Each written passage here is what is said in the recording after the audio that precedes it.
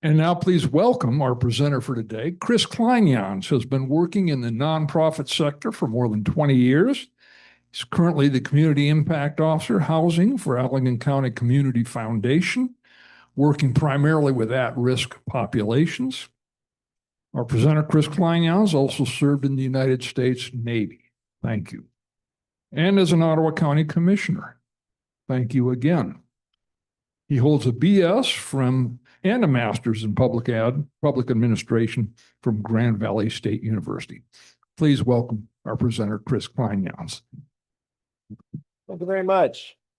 It's a pleasure to be here. I'm very honored to come and speak to your group. I heard lots and lots about HASP when I was working at the Holland Museum. So it's actually kind of goosebumpy to be able to come here and present to you, although yeah, not quite in my museum capacity.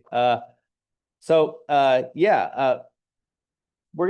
is the first of a two-part engagement where we're going to talk about housing in West Michigan.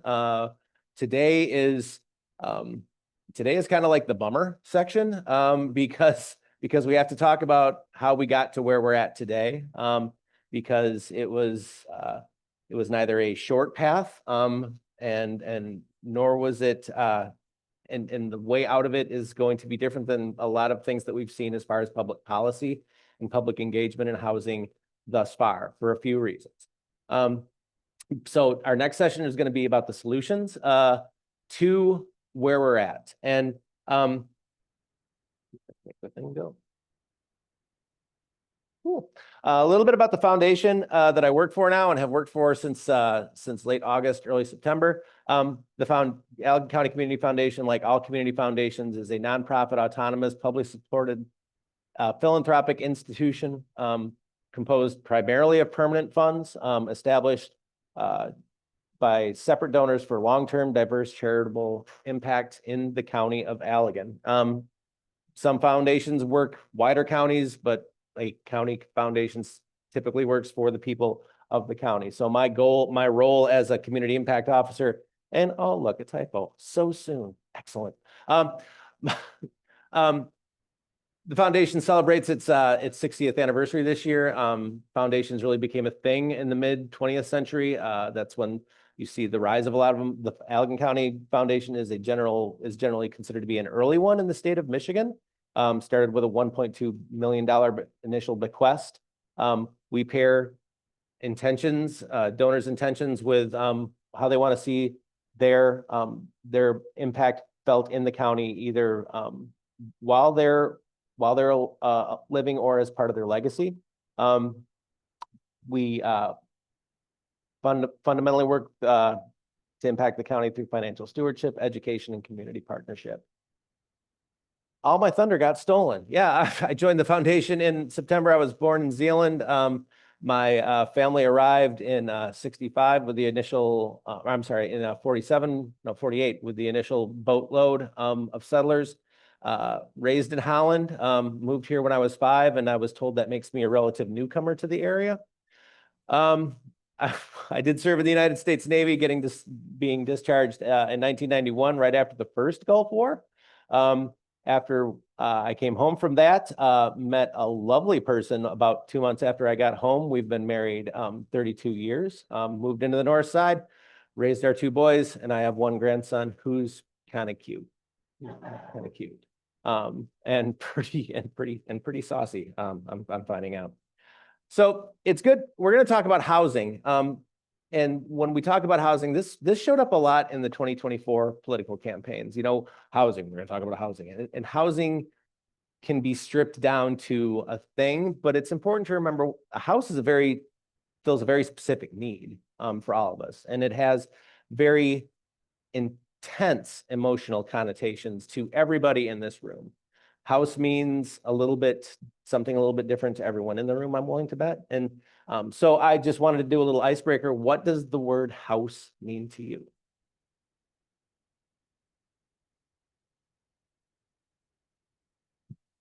It's your abode. It's where you go to seek shelter. Shelter.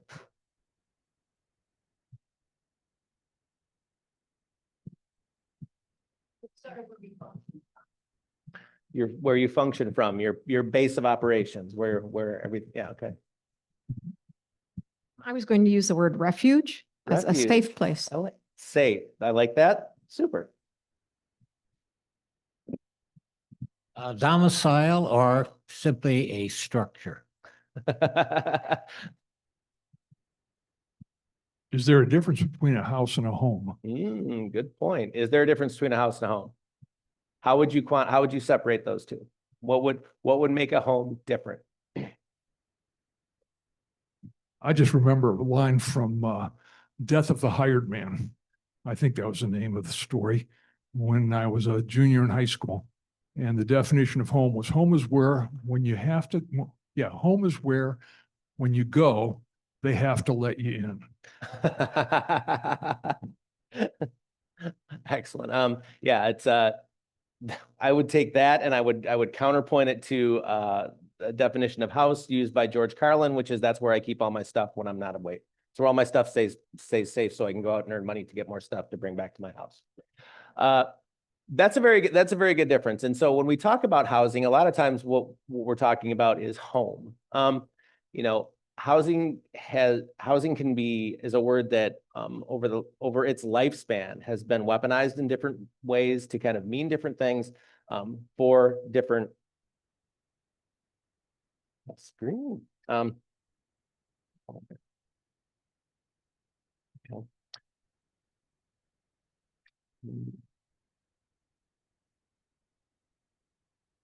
So all of my presenter view just disappeared. Yes, there it is. Oh.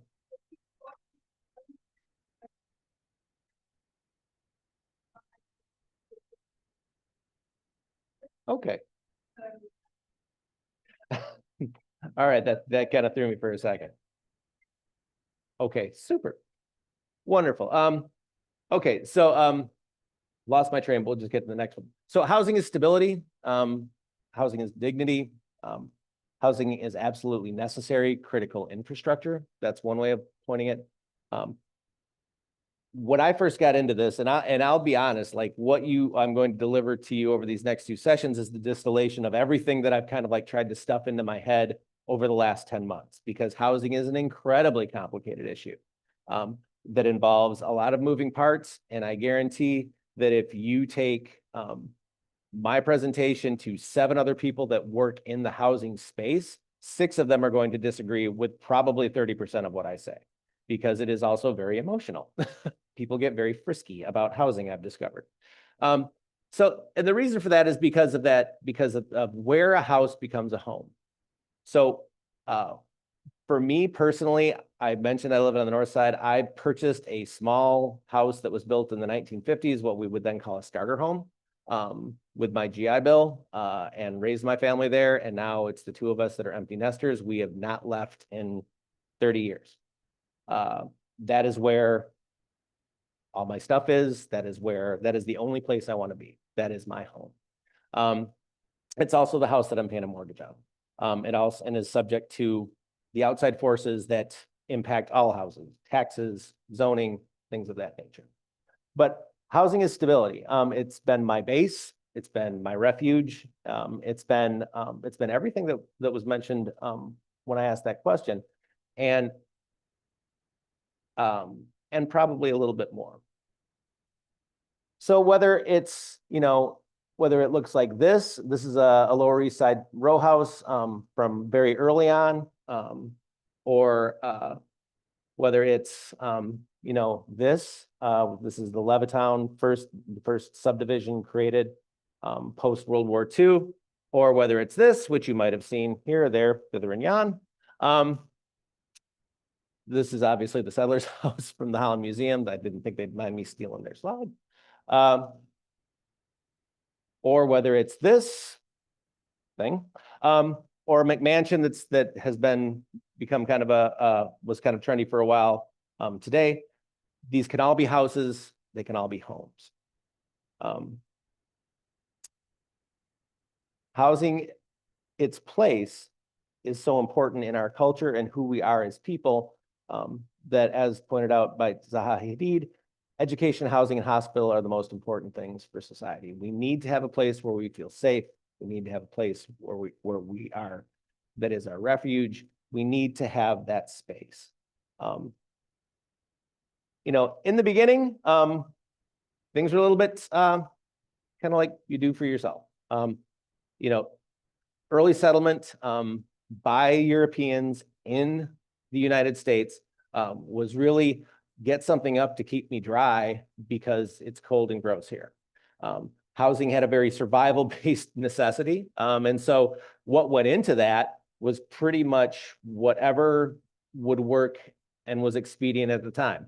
Now, not to be dismayed, it's important to point out that shortly after the arrival, government started putting itself into the process. So for example, in January of 1625, the Dutch West India Company told the new interim director that he could administer the types and locations of houses in the New Amsterdam colony, which is shortly after the first Dutch people arrived in what is now New York. And then a couple of years later, just to add on to that, they passed the first fire prevention law, which banned wood and plaster chimneys. So at its beginning in this country, there has been a push and a pull between I need to put up my house because my house is important, and a local force saying, we want you to put up your house, but. So for the first 100 years of the Republic, that was kind of the way that we operated. Now, housing is also related very strongly to the economy because initially you could put up your own house, and there was not a lot of barriers to that. As urban areas grew and as our culture and our infrastructure and a number of other things continued to develop, we would hire out the process of building that house, particularly if you had means. At that point, housing moved out of its space as the thing that provides you shelter into a space that is into a commerce space, which again puts another different layer on it, like an onion. So when something becomes commerce, it's affected by the market. And then during the late 19th, early 20th century, leading up to 2008, we had 3 serious shocks to the system. The Panic of 37 and the 73 stock market crisis were both long felt. One occurred before the Civil War, one after.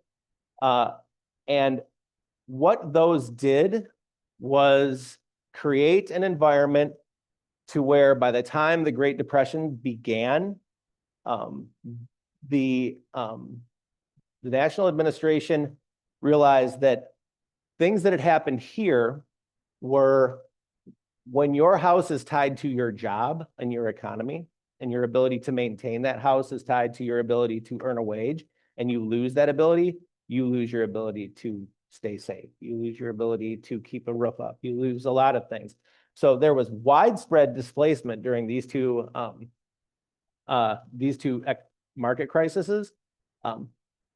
Looking back on that, when Wall Street crashed, one of the first things that came in really was a stabilization act to help people stay in their houses. Because at that point, commerce and housing and people's safety, by safety, I mean their ability to have a safe place to rest their heads at night, had become inextricably linked. So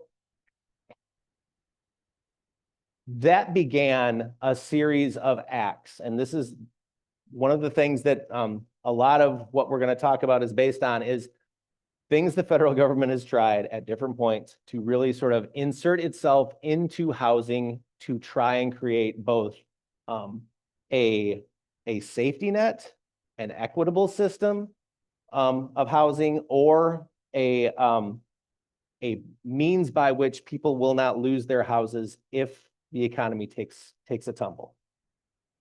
So at the beginning of the Great Depression, one of the first things, and this is, this is all part of FDR's larger, actually, some of these were, yeah, guy before FDR, his name is escaping me right now.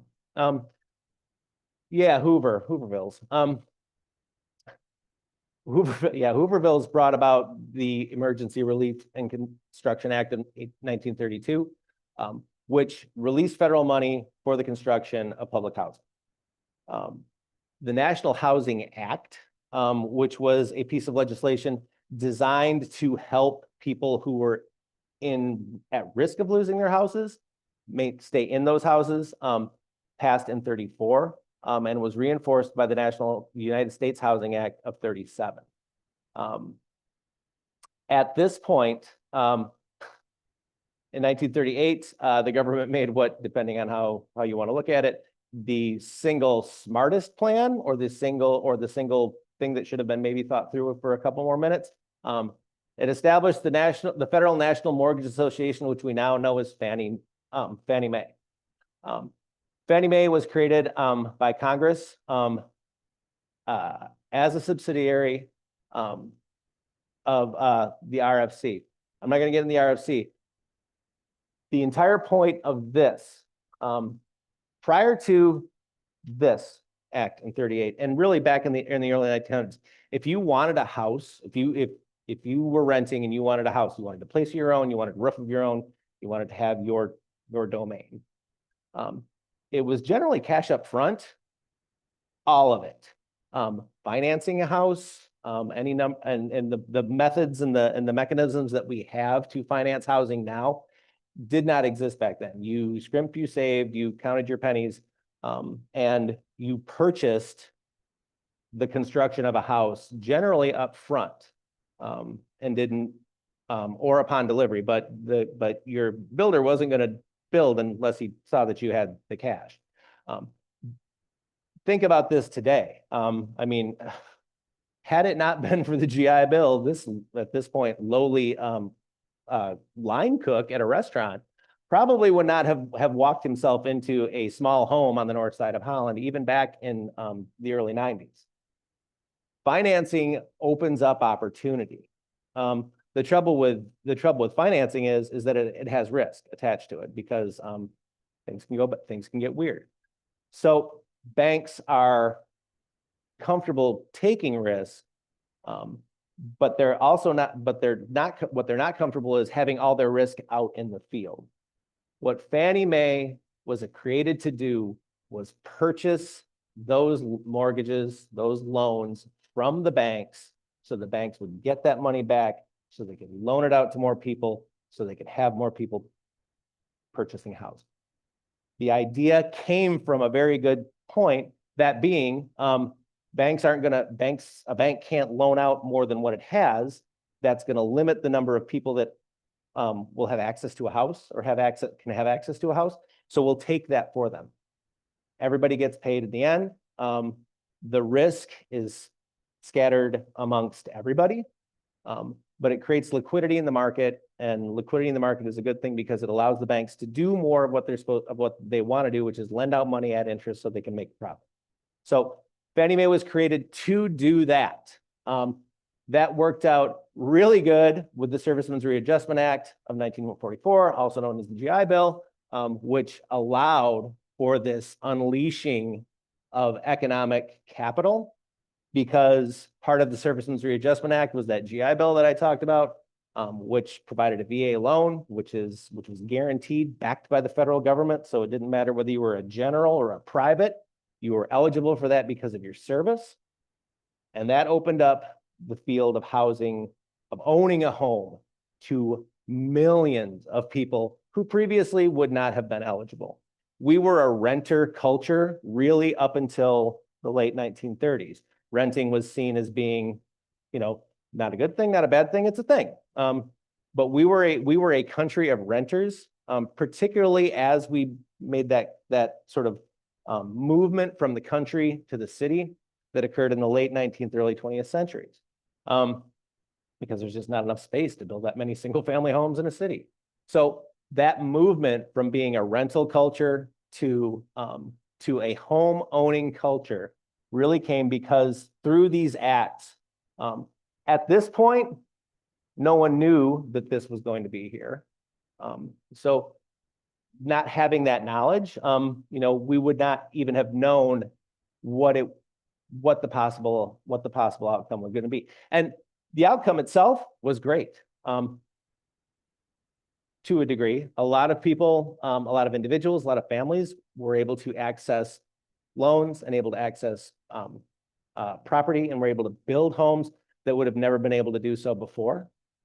That increased the number of builders that were needed, that increased the amount of business. A suburb needs a gas station, a suburb needs a train station, a suburb needs a supermarket, a suburb needs all of these. The economic benefits of having single family homes post World War II cannot be underestimated. Caused a lot of emptying out of the cities, which increased opportunity for some people inside the city. Yes, sir.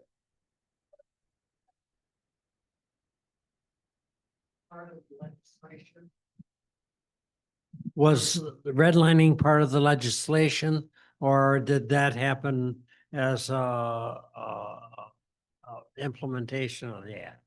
So redlining came in through Fannie Mae, and redlining in the statute was based on risk. So this reduced risk for a lot of people, but you had to have that small thing of you had to have served. Not a problem when there had been a draft. Redlining here, where it either by accident or design, I'm not going to weigh in on that one. Not in this. Where it caused impacts was that if a neighborhood, for example, was high risk, meaning it had a low area median income profile, there was a high degree of transience, there was a number of other factors that would put them out of contention for these loans. Because again, the government's going to absorb risk, but it's not going to get too far over its skis until about 2007.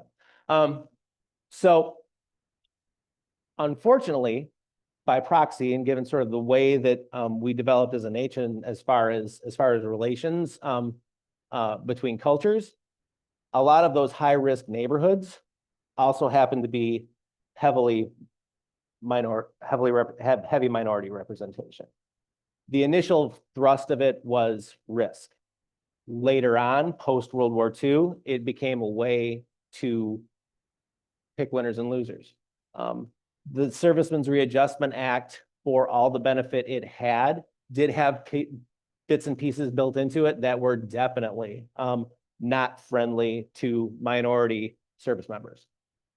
It reduced their access to that capital, to acquire that house, which is really where we start seeing the start of the income disparity that goes back a few generations.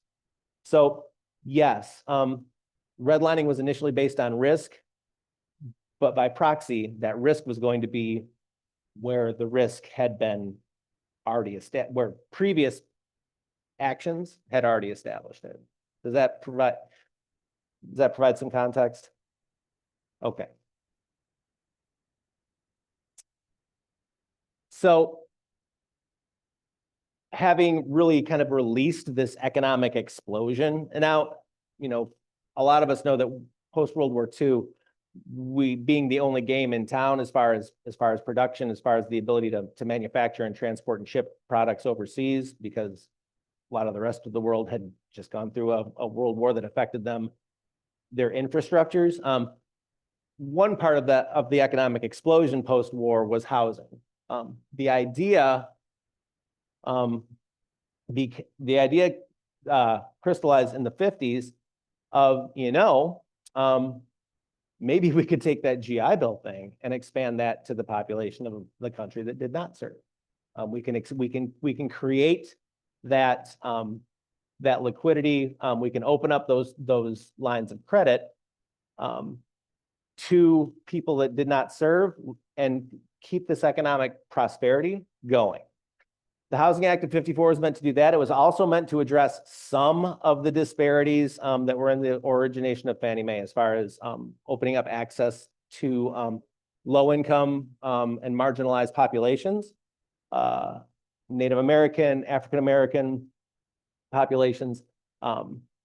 The Housing Act of 1956, which followed up the Act of 54, that codified that outreach and assistance to minority populations and low-income populations in housing was a priority because we had shifted away from a rental population to the goal in life is to have a house of your own. And so Section 203 and Section 207 of that were meant to put that, to prioritize, this is what we as a nation, this is what we as a government, we want to prioritize and make sure that those people that are struggling can have access to these too. Higher risk, but this it puts in pieces to manage that. The Federal Highway Act of 56 also kind of created lots of new land. And so the opportunity for the Highway Act created the ability to put more subdivisions out there to decrease transit time. This, with the ascension of car culture in the United States, made all of a sudden, instead of having to locate your subdivisions close to existing rail lines because everyone was taking the train into work, all of a sudden you could go someplace where rail wasn't, where there wasn't a lot of infrastructure. So you could run infrastructure out to places where it typically had not been. And still, if you were a builder or you were a developer, continue to make housing and continue to make a profit. 64 Civil Rights Act, which also includes the Fair Housing Act.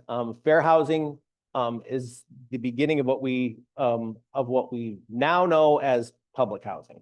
Public housing had always been a component, but it was largely restricted to either the municipality or the state. It was considered a state responsibility.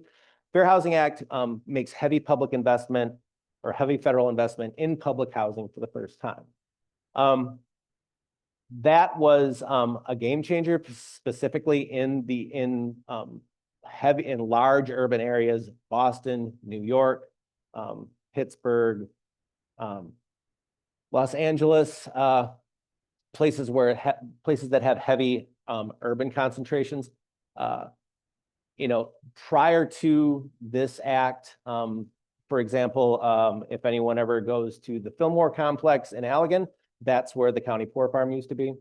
And the Eastmanville farm, which is over by Allendale, that was for up until the 70s, the county poor farm as well. So how to handle the destitute had been kind of like put upon, or finding housing for destitute people had sort of been put upon the local municipalities in the state prior to this.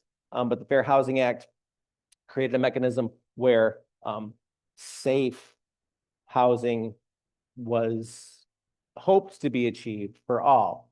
And the irony being is that, like, initially, up until as we see in post-Great Society, public housing was an outstanding form of housing. The maintenance was great. The culture of public housing was very positive.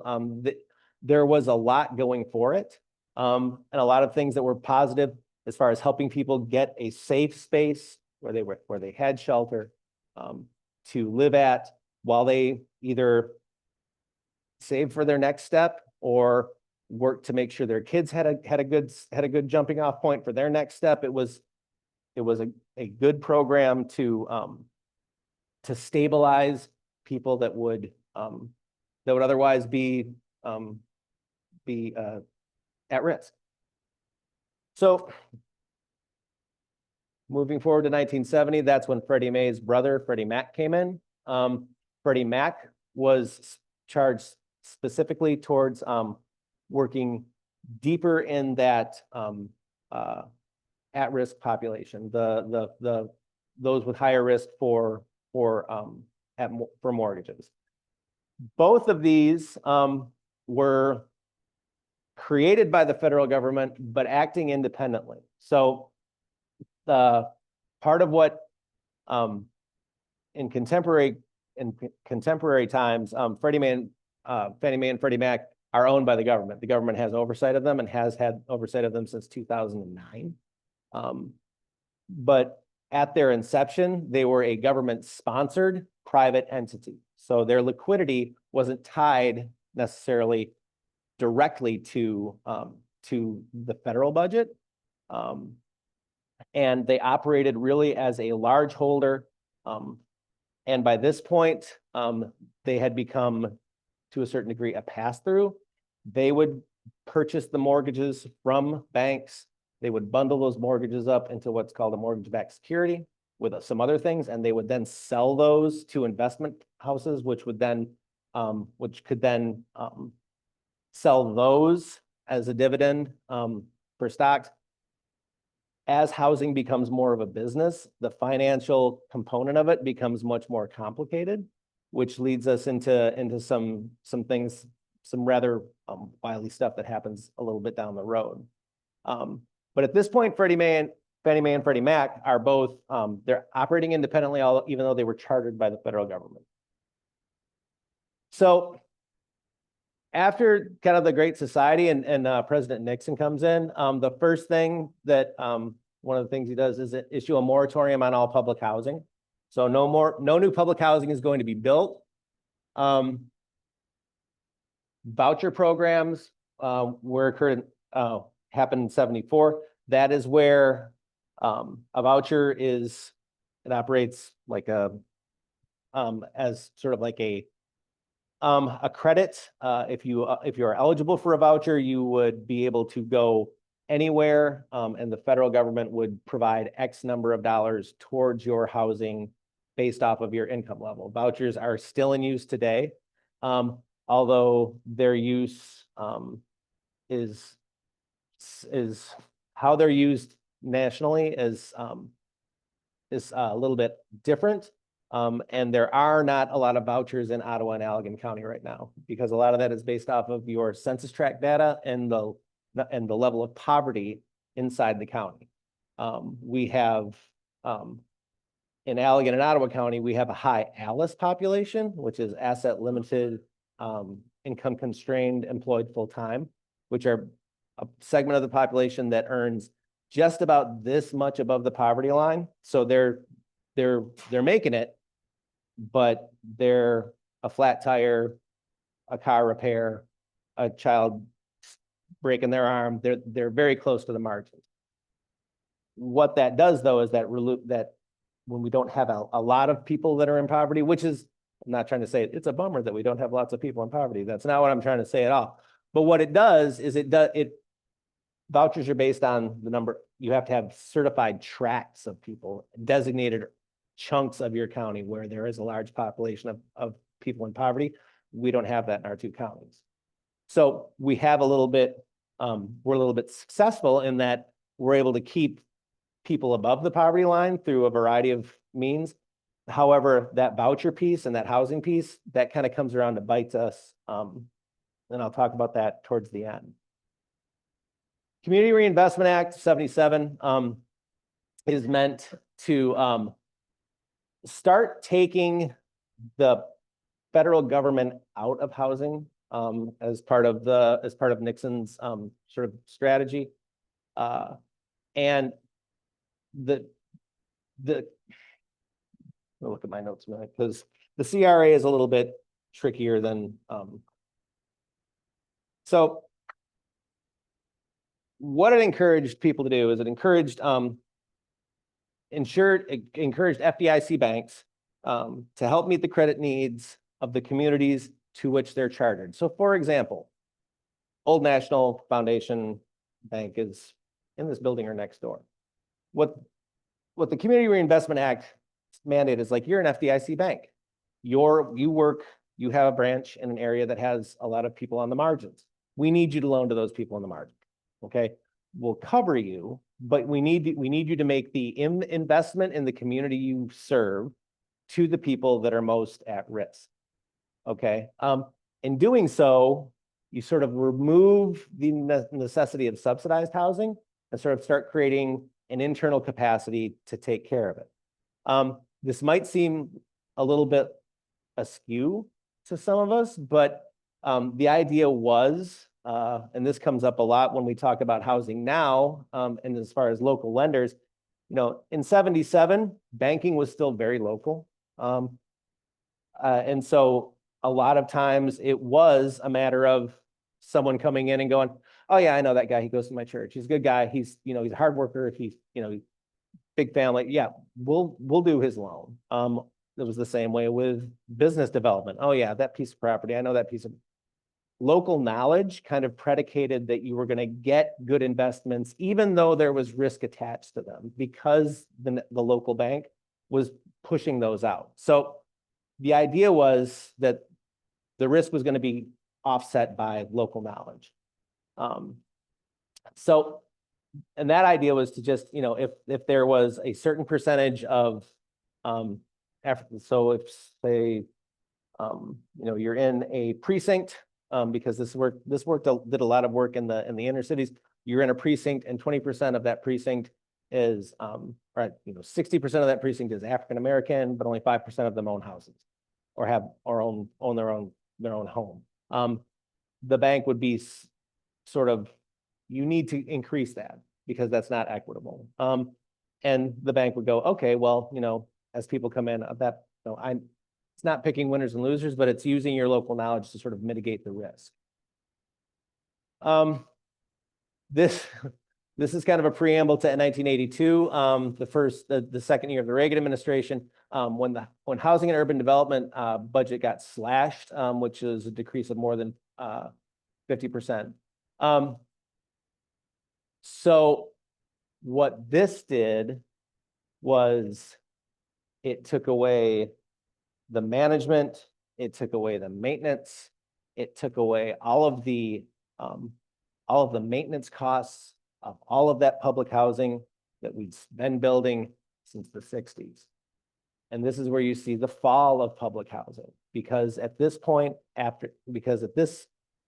the ability to have the staff, have the people to maintain, have the oversight, have a lot of the things that keep, you know, an apartment building, any sort of multifamily residence going, were stripped away because there was no money to pay for it. So the enforcement piece was still around, and the barest of administration to make sure that people were eligible were there, but you know, security, making sure that the sinks got fixed, the clogs got taken care of, the leaky faucets got handled. All of those things slowly started dripping away, and that's where you sort of see the fall of public housing, to where public housing has a very bad reputation now. Prior to the 80s, it was a great place to live, because it had, you know, you were taken care of, you were putting in what you were capable of putting in, but there was that umbrella over you. So subsequent to that, the Alternative Mortgage Transactions Parity Act was passed in 82. This will have mad repercussions in 2007, because what it allowed was non-chartered housing creditors to write adjustable rate mortgages. We're all probably familiar with adjustable rate mortgages. This is where they first start popping up. Non-federally chartered means that the FDIC isn't going to cover you.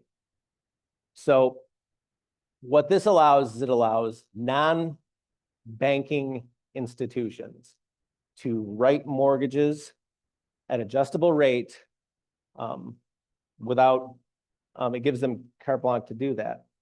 An adjustable rate mortgage is a mortgage that is a high risk mortgage. It is for someone who is, typically a mortgage, you've got to have a 600 for a mortgage at this point in American history, you have to have about 600. If you're at if you're below 540, I want to give you the money. You're probably really good, but it's too risky.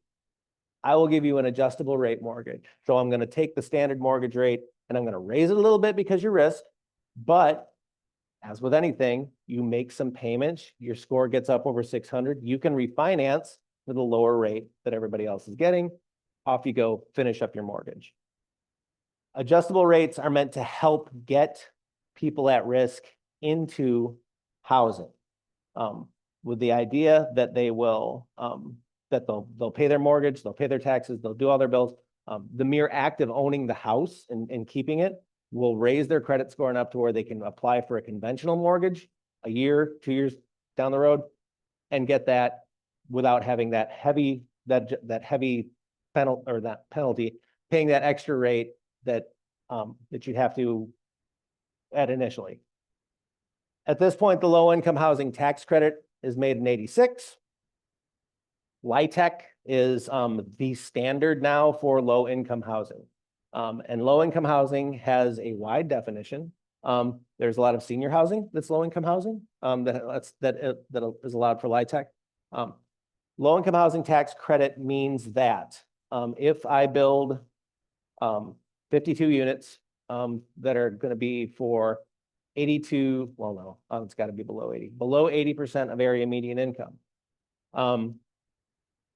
I will receive a tax credit, meaning my business does not have to pay taxes to the municipality. I don't pay state, I don't pay local, I don't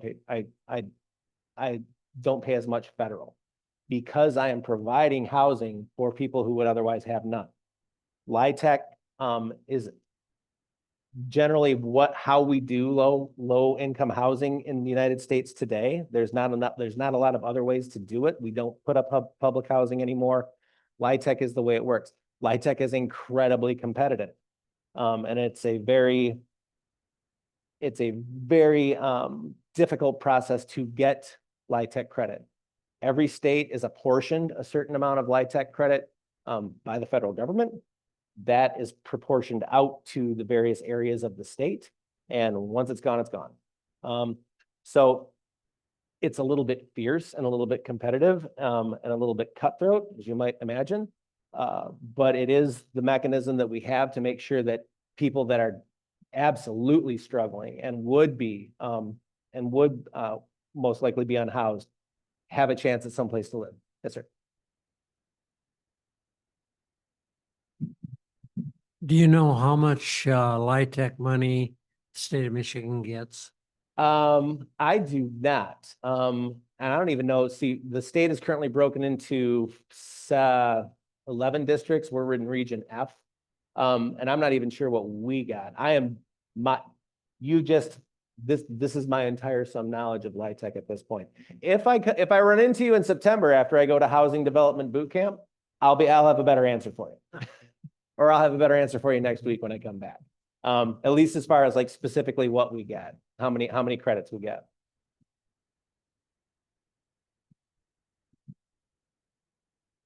So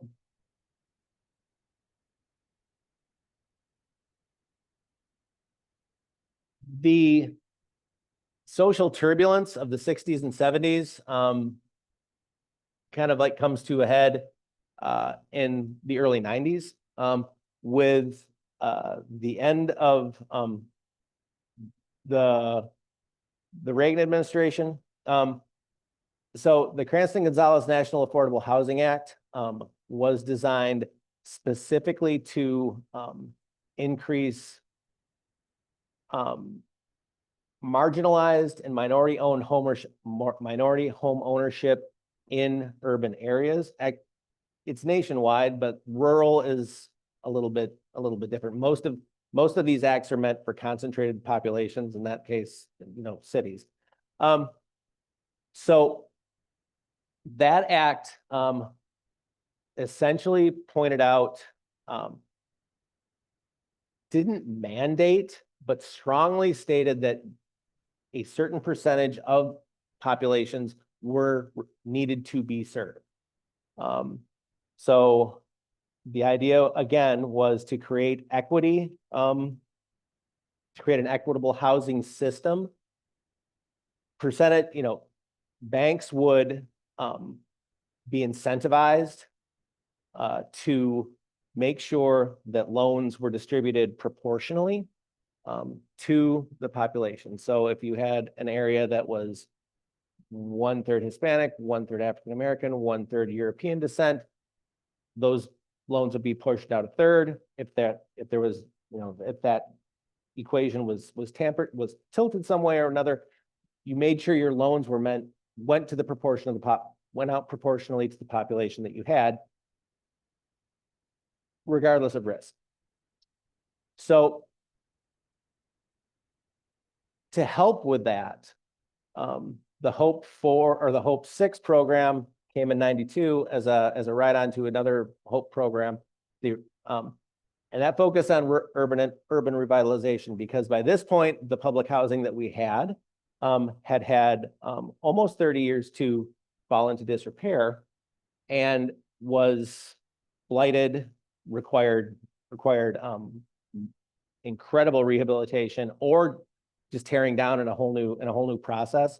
But the idea was to focus on those troubled areas where income was typically recessed, and revitalize those to make them spaces where people would be safe and secure and could live their best lives. Hope was a part of the Home Housing Community Redevelopment Act, and that was, again, a lot of these kind of play off each other. So, and it reinforces that goal of increasing home ownership to all. Increasing home ownership to all meant increasing risk to lenders. So that gets us to 1996, where home ownership, individuals and families owning their home, is 66.3 million American households, which is the largest number we've ever hit in 96. So, like I mentioned before, Fannie Mae and Freddie Mac were created by Congress. They create liquidity. They allow banks they buy mortgages so that the bank can get the money that they invested in someone's house back, so that they can put that money back out there for another person to have a house. That's important because it allows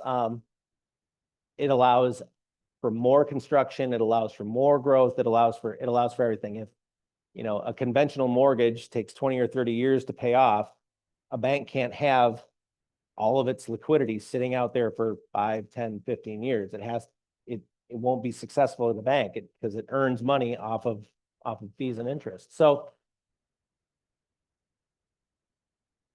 Fannie Mae and Freddie were purchasing from the smaller banks, and they'd package them into mortgage-backed securities that would be sold.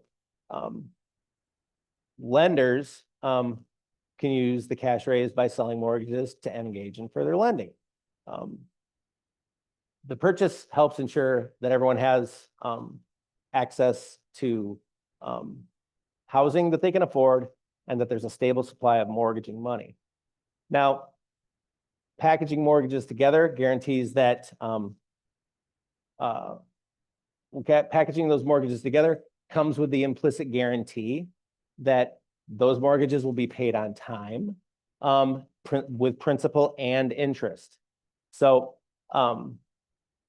because that comes with that guarantee, because housing is considered a safe investment, it becomes very appealing to investment bankers. So, for example, Lehman is a good example, who might not really get into mortgages, but the purchase of those mortgages creates more funds, and that makes a secondary market, which helps lower interest rates. So again, the dollar that the homeowner invests in paying their mortgage can end up really far. By 1992, the dollar that the homeowner invests in paying their mortgage, 70 to 80 cents of that can end up way downstream, far away from the point of origin. And but it's not separate. They're all attached by the ability of that person to pay that dollar for their mortgage. So again, going all the way back to the beginning, this is that conundrum of housing where you're secure, where you're safe, is also part of the economy, because there's a lot now tied up in both services and maintenance and any number of things, including the payment of your mortgage, are tied up and attached to people far separated from who you got your loan from. So, I mean, for example, going back to my experience, the VA runs their loans through a mortgager. That's their guy. Well, I don't, not to be sexist, it could be a girl. That's their person. My mortgage was sold literally second before the ink was even dry to someone else. Most of our mortgages are, most of our debt is sold to someone else. Servicing the debt provides that someone else with money. So I've been paying my mortgager for coming up on 30 years. We rented for a while before I bought the house. And I haven't seen, I'd have to look through my papers to find out who actually was my mortgage originator. But with that comes, it exponentially increases the risk, because all of a sudden your success is tied to people downstream that have never met you. Adjustable rate mortgages were part of that. Adjustable rate mortgages became a very effective tool to get, at their inception, an adjustable rate mortgage was meant to help someone who was so close, to being eligible for a mortgage, get a mortgage that they could pay, but then could parlay that into applying for a conventional mortgage a year, 2 years down the road. It was meant to be a stepping stone to better credit, better solidity, better things of that nature. If you'll recall a few slides ago, we got into a chunk. The act was passed where it took non-insured banks and allowed them to write adjustable rate mortgages. What this then becomes is a tool for sales. So adjustable rate mortgages started really sort of moving fast after 97, because these non-insured banks and lenders were able to write an adjustable rate mortgage for anybody, because really there was no low bar for this. If the originator was like, we're good for it, or he's good for it, the mortgage went through. What an adjustable rate mortgage also allows you to do is buy more house than you might be qualified to afford. So this is also late 90s, early aughts is when we start seeing the rise of McMansions. So it allowed people to climb into more house than they might be eligible for, even if they were eligible for a conventional loan. So if you're, for example, if you're eligible for 150, but you really like the 225 with the pool, because the pool, you can get that. It's past your point of it puts you at risk, but again, make your payments, you can convert. By virtue of that, the opposite can occur, that if things start, your rate can also go up in the event of problems, in the event of the market stalling. Adjustable rate mortgages really came to the fore after 97 and into 96, when the real estate market was bananas hot. This is, if you spent any time on the north side, this is when all the blueberry fields went away.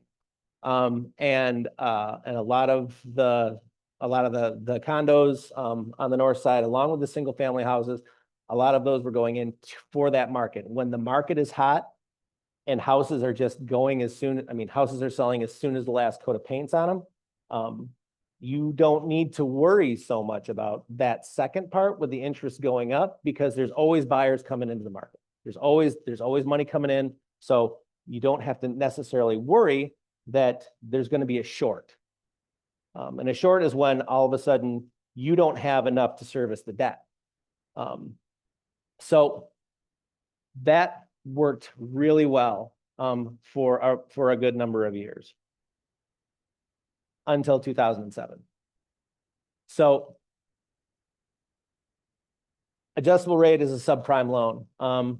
And so prior to the crash, you had to have a credit score of over 600 to get it. And an ARM is it's just one of the tools that are available. So 1992 Community Restoration Act stated that 30% of Fannie Mae and Freddie Mac loans had to be from that pool, that subprime pool, in order to allow borrowers on the margins access the margins.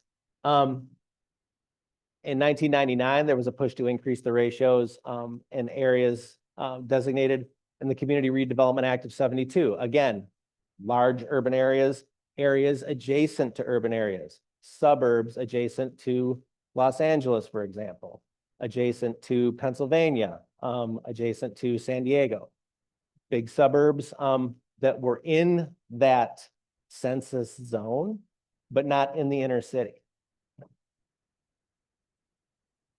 Loosening of restrictions in the 2000s saw private banking, which again is not monitored by the FDIC, entering the market. What began happening, and I'm sure we all remember this term, is bundling, packaging of loans, was you would take a loan that was not so good and you put it between 5 loans that are pretty good, and those are the ones you sell to Fannie Mae, and those are the ones that Fannie Mae sells to the investment bank. Reasonable risk, you've got 5 really good loans, 1, not so good. That's how it started. Demand increased the proportion because, again, housing and commerce, housing and economy, housing and capitalism were linked together here. So larger houses, McMansions, which were in demand, created increased the housing prices of housing, which made people that might be at risk at that level higher risk. Starter homes, my home, they quit building those after right in the early 80s. My house is, if you count the basement and like the closets, it's about 1,200 square feet. Not big by any stretch. Love it. But never felt the reason to upsize. But those types of housing, what we now call missing middle housing, starter homes, those went off the mark because these larger homes became popular. These larger homes were easier to build, courtesy of this. This is called not a gang plank, it's a gang plate. This was actually designed in the 50s. And what this allows you to do is it allows you to create trusses with maximum strength. It's got all these little nails. I've crawled around in a lot of houses because it was my job. I worked for a museum. Anyway, crawled around in a lot of houses. Putting roofs together and putting those trusses together for roof is it's a complicated piece. It's a little bit difficult. You can only use nails, and my grandpa was a contractor and built a whole bunch of houses in Zeeland, along with the Zeeland Hospital and a lot of churches. If he was here, he'd tell you it's hard to create a strong joint when you're pounding 2 pieces of wood together and the nails at an angle. This takes that out of the equation. So what you can do is you can create trusses that are as long as you want them to be. You use these to sandwich the boards. All of these nails now act as grip. So this is exponentially stronger than anything my grandpa could have ever made. And he was really good at what he did. You double them up, and you can take 2x4s and 2x6s, and you can literally, the only thing that's can limit it is the amount is what your price point is. So when you look at those cathedral ceilings and those roof lines that are, Santa Claus would never be able to land on those roof lines because those are all thanks to this. This also does a couple of things. It allows the trusses to be made very cheap because the contractor will have them made at a company that does nothing but make trusses. And you've seen them going down the road on the back of flatbeds. Those are trusses that are made at a company, they're ordered, and they're going to the job site. If you have someone that just does one thing and they do it really, really well, they're probably doing it for the cheapest amount possible. They've got it zeroed in. It's not my grandpa, who was also an electrician and a plumber and a drywaller. It's these guys make trusses. They have no waste on the wood that they use to make the trusses. So there's no waste. It's efficient production. And it's expedited production, super fast. These make McMansions possible. So with the rise of this in the building codes, they do have a flaw in that when this gets hot, and as in the case of a home fire, it expedites the roof falling in quick. But putting that aside, it does allow you to make these massive houses that we see coming up during the late 90s and the early 2000s. This is the rise of the McMansion. And if you take a trip down South Shore, you'll see a few of them, you'll see some more of them now. It's a great tool. It's a great thing. But the high demand for high square foot housing increases the price past what a lot of people could afford, which requires larger loans, which requires increased risk. So yeah, demand was around areas that are popular, major cities, the West Coast, which is sunny most of the time, I understand. Areas prioritized by the Community Redevelopment Act of '72. So an unintended consequence of the Community Redevelopment Act was that when this comes to fruition, it's happening around major urban areas, not because most cities are built up and don't have lots of room for massive McMansions. However, an area like Oceanside, just outside of San Diego, has lots of room for them. So as long as demand and price continues to rise, those adjustable rate mortgages are profitable, and it's a manageable risk because the defaulting buyer, if things go sideways, if we won't say something going sideways. If you're in the military and you buy a house in Oceanside and all of a sudden they transfer you to Norfolk because you're lucky, you can sell your house probably at a profit because the demand is so high. There's not a lot of defaults because there's always 2-3 people in line to buy a house that comes up on the market. So, there is no bottom. There's always a bottom.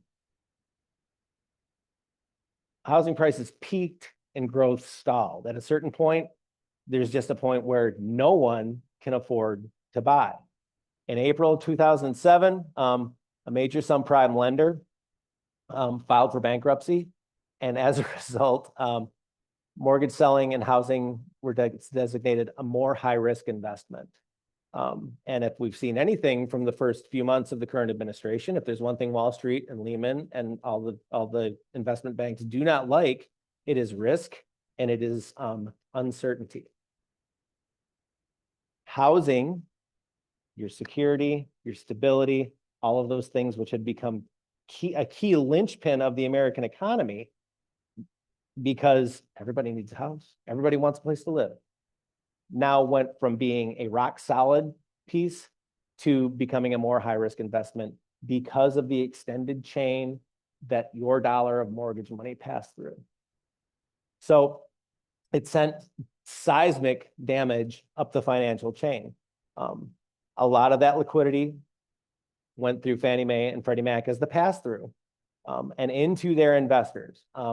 And as we all remember, daily, as things got weirder and weirder, the notion that Fannie Mae and Freddie Mac, who held more money in housing than anybody else in the world, were at risk of default, resulted in the federal government taking them over in 2008 in order to stabilize the entire financial system, because that is how tied up our homes had gotten with everything else.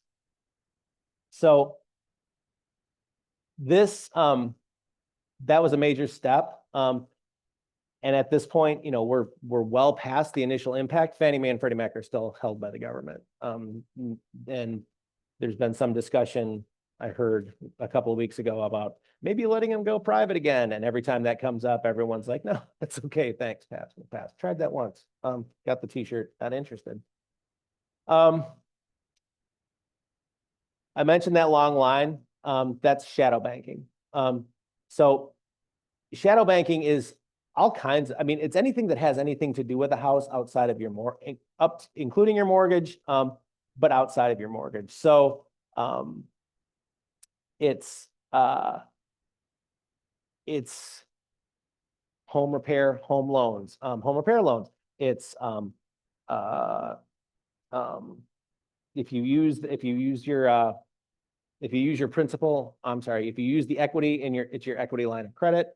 It's all of these things that are tangential to housing, but make money off of housing. Those all were sucked into this, and those two are at risk. So, you know, not to bring up a nightmare, because I lived through this. We all did.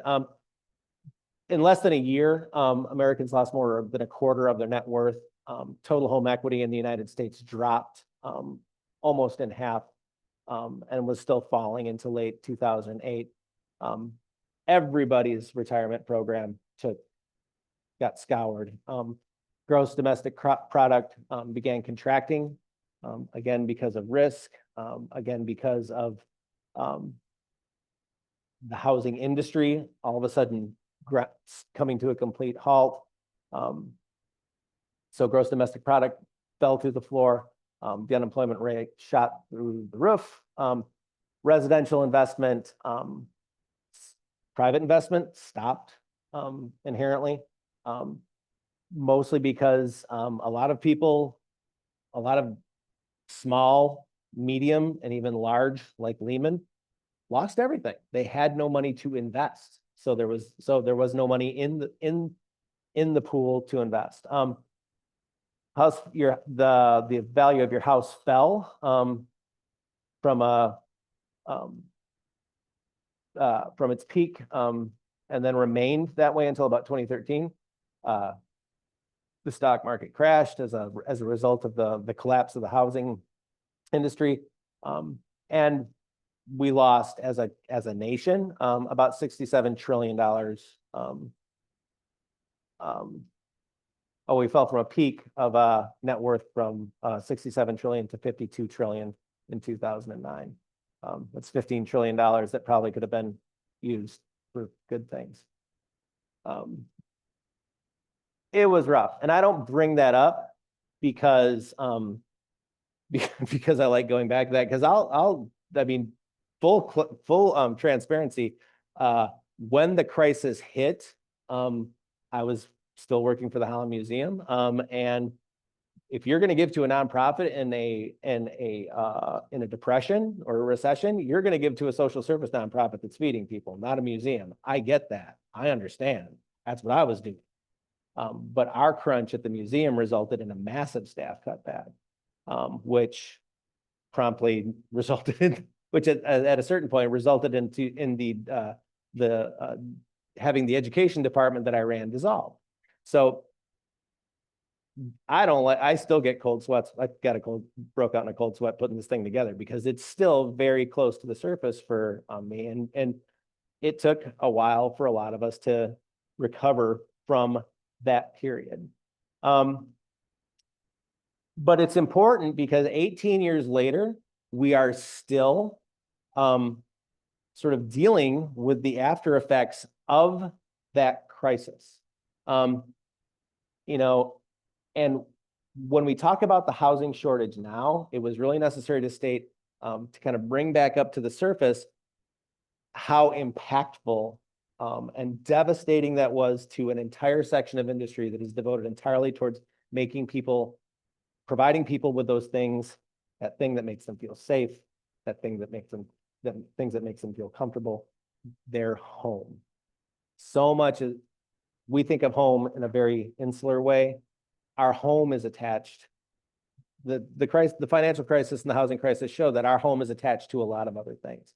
And what happened then is impacting now our neighbors' ability to get to that place that they feel safe. So, you know, the Consumer Protection Act, which is now a little bit under threat, homeownership rates fell because adjustable rate mortgages, no one was giving out those. You have to have like bulletproof credit now to and a credit score that is mind-bogglingly high to be eligible for a loan. Rates have not gone down. They bounced up and down a little bit.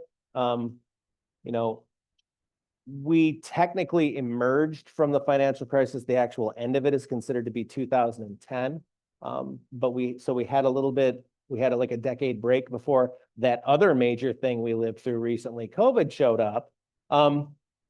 And that sort of created some issues. The things that we don't see outside of the things that the federal government did, and the money and the dollars and the trillions and the loss. What this did for us now, and this kind of sets the place for our next discussion, is the housing that was available got purchased. And it was purchased by what we typically call institutional investors because they were the only ones that had the capital to buy it. So when everyone's houses dropped 30%, there were some people who still had capital. They were able to buy that up. A lot of that was converted into rental property. And so when those homes were converted, along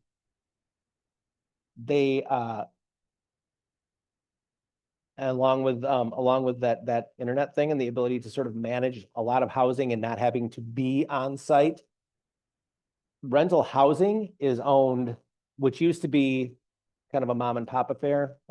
My father-in-law had like 6 places in town. He was an upholsterer, but he had 6 places in town that he rented. Now it's companies that handle renting. If you have, and this is kind of a capitalism 101 thing, and if you have a small number of people that control the access, you can kind of set your own price. So rents are artificially high because they can be gotten. Higher rents make it more difficult to save for that 20% down. The crash devastated construction in this country. I mentioned my grandpa. My grandpa had breakfast with a whole bunch of guys, and all they did was build. They built stuff. My dad went in and built stuff until he decided he didn't want to be a builder. Building, construction, development was really a local thing. You knew the guy that was building your house. You knew the guy that was, you knew the guy that was putting up the subdivision. The financial crash devastated that because the impacts between the absolute devastation of housing starts meant a lot of people just got out of the business entirely. And once they got out, they didn't come back. So we have a wildly skewed building trades deficit. But more important than that, we have a developer deficit and a home builder deficit because our houses, if you follow the trail back, are typically not being financed by people that are close. So that local connection, that local bank, that I know that guy, he's good for it. Those bonds aren't as strong as they were. So we just stopped building. New home starts plummeted by 80%, which was the lowest that they'd fallen since 1959. And that was the only reason they weren't there wasn't anything lower is because in 59 is when they started tracking new housing starts.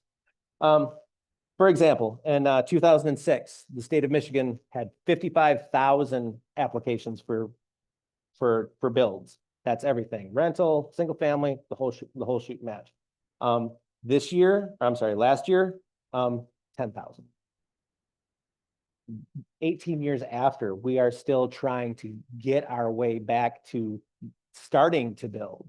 The entire housing supply chain was constricted, including the people that make the 2x4s, the people that make the wire, the people that make the plumbing, the pipes, all the things that you need to throw into a house, the guys that make your toilets. All of those things, that entire market, that entire piece of the economy fell in on itself because there was no one to take their product. So the constriction has had waves that have gone out far past what anyone would have expected. And that's why when we look at comparing to this to the Great Depression, not very appropriate, simply because the sector it hit, the piece of America that it gut punched, was something that is an absolute necessity. We need a roof to keep the rain off. We need a place to live, and the entire market that had developed around that. So we got hit over the head by that, and we're still trying to recover. Current negotiations as far as tariffs, by every reckoning, are expected to add anywhere from 12 to 20% to the cost of a new house. Currently, a house costs about 230 feet per square foot to build, which is why current housing costs in Allegan County are just under 300. Current housing costs in Ottawa County are about 360, with a point of sale at about 400. Yeah, when I started working in this too, because I didn't pay that much for my house. It's wild. So that's where we're at. Fortunately, there's ways to get out of it, but they're going to require some different thinking. And so that's my job in Allegan County. And what I did try to do a bit when I was in Ottawa County as an elected representative was change the discussion so we can come up with ways to kind of create that kind of housing that we need, without massive government intervention. There's market-based solutions, but there's going to have to be a little bit of help. And on that super happy note, that's where we're at.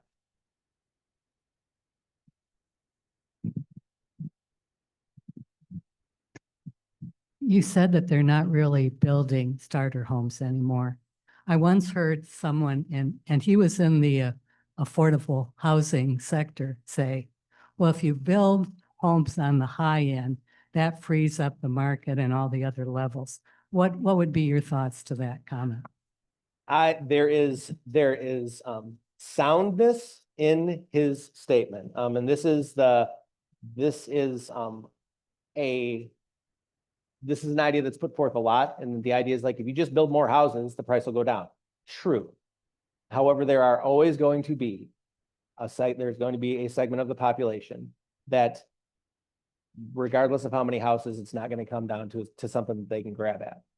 When we look at missing middle housing, which is the housing that we need the most of, that's 80 to 100% of the area median income. When I say that to any board of trustees, I can watch their eyes and they immediately think that's low income. 80 to 120% are your teachers, they're your firemen, they're your law enforcement officers, they're your management. Those are who we need to build for. Now, the trick is, as a contractor I talked to pointed out, he's like, every house needs a bathroom, every house needs a kitchen. There's things that every house needs, regardless of it's 2,000 square feet, 5,000 square feet. You got to have those things. Those are the most expensive pieces. How can we make those pieces more expensive?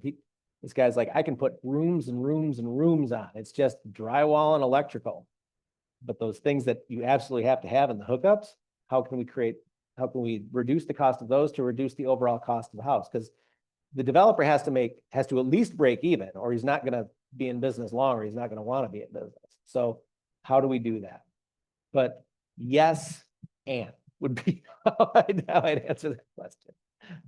At some point, would you address the effect of Verbo and Airbnb on this total market that weren't in existence 30 years ago? Yeah, and that's a distinctly well, it's not a distinctly West Michigan thing, but you know, I don't think you see the extent of that issue in, say, you know, Shiawassee County as you do here.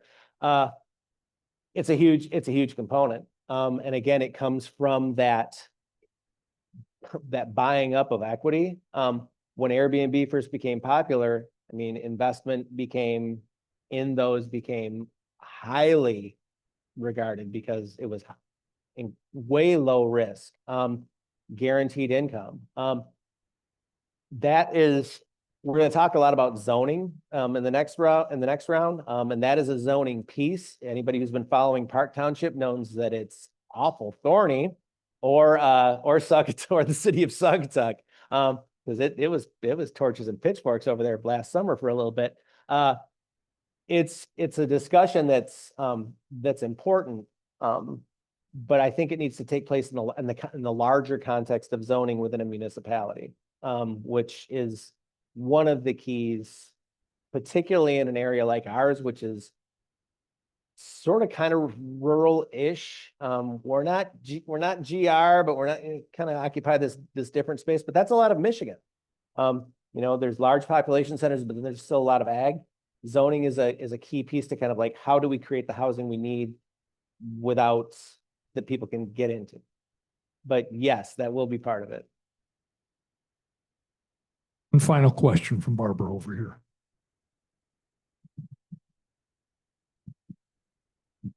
I have very recently become aware of a program in a largely urban area, not here, not in Michigan, where a family, a very wealthy family, owns several large office buildings.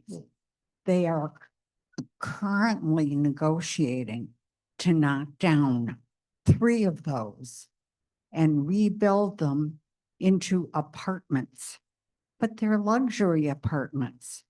What is that going to help anything? It's yeah, that's the trick. And part of because housing is very complex, and you know, and because there's, you know, as we sort of saw, there's a lot of federal money that flows in and it goes through the state, and everybody sort of has their priorities. I want to say yes, because someone will move out of a median priced into a luxury because it's Gucci and they want it, and that's great for them. That will mean someone from maybe a subsidized can move into that one. Yes, it does. It moves slow. And here's where I will not dismiss anything, because it is truly a all hands on deck situation. You know, in the Allegan County, we're short 6,200 units of housing of all types. So that's everything from a 5,000 square foot McMansion to a tiny house, which is typically 600 feet or less. Rentals, everything is needed. Nothing is bad. Ottawa County just released their revised housing assessment yesterday up at Fillmore. And currently the county is short 16,000 units, which is up almost 1,000 from the last assessment, which was 5 years old, and they've built 5,100 units since then. So yes, to your point, it will help. We need more last week. So, you know, when we talk about solutions, a lot of it is how there is no like a one size fits all sort of thing. The government cannot do it. The government should not do it at any level, but it needs to be a robust conversation about all these things that might move the needle a little bit, because they'll all move. All those little movements will create the large movement that we need. I got into politics for a number of reasons, but one of them was because my son and my grandson were living out in Otsego because that was where they could afford to live. And I got kind of tired of having to drive an hour one way to see my grandson. I'd like him to grow up on the north side because I like West Iowa schools. Those things, wanting to have your family close, wanting to have, a stable employment base. I talked to people that were commuting here to work from Muskegon. How all those discussions need to feed into this larger understanding of housing, but it's like the inside of a Swiss watch. There are so many things that move. So yes, those are going to be great. They're not going to cover the whole thing. Thank you very much, Chris. Appreciate it. Session number 2 will be Next week. next week, right? A week from Yes. this afternoon. And So- much more upbeat. Okay, in any event. So thank you very much. very much. And yeah, we'll look forward to seeing you again next Wednesday. Have a good time.